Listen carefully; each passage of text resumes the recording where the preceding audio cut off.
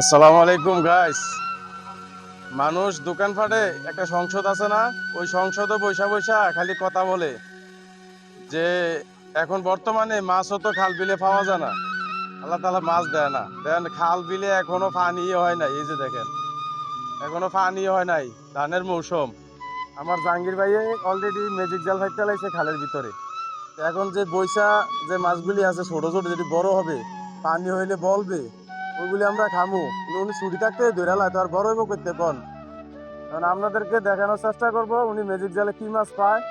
চলেন, উনি অলরেডি প্রস্তুতি নিয়ে ফেলছে মাছগুলো ধরার জন্য। ওই দেখেন, গুড়া মাছ দিয়ে এমনি লচ্চয় খাইবো। এই কারণে লচ্চয়টা একবার পথের থেকে রেখে দিতেছে জাহাঙ্গীর ভাই। আমার হারুন চাচার থেকে কিনতেছে আর কি।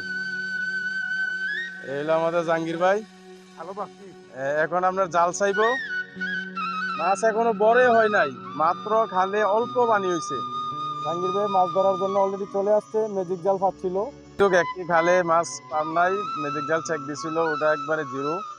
আর এখন দেখেন আরেকটি চাওয়ার জন্য উনি যাইতেছে। ওই যে দেখেন খালের ওই পারে সামান্য একটু মেঘ হইছে, এখনো জমিতে পানি ওঠে নাই, খাল বিলে ভরপুর পানি হয় নাই। তারপরে দেখেন তাদের মতো কৃষক যারা আছে অলরেডি ম্যাজিক জাল পেতে আপনার মনে করেন গুড়া মাছগুলো খেয়ে ফেলতেছে আর কি।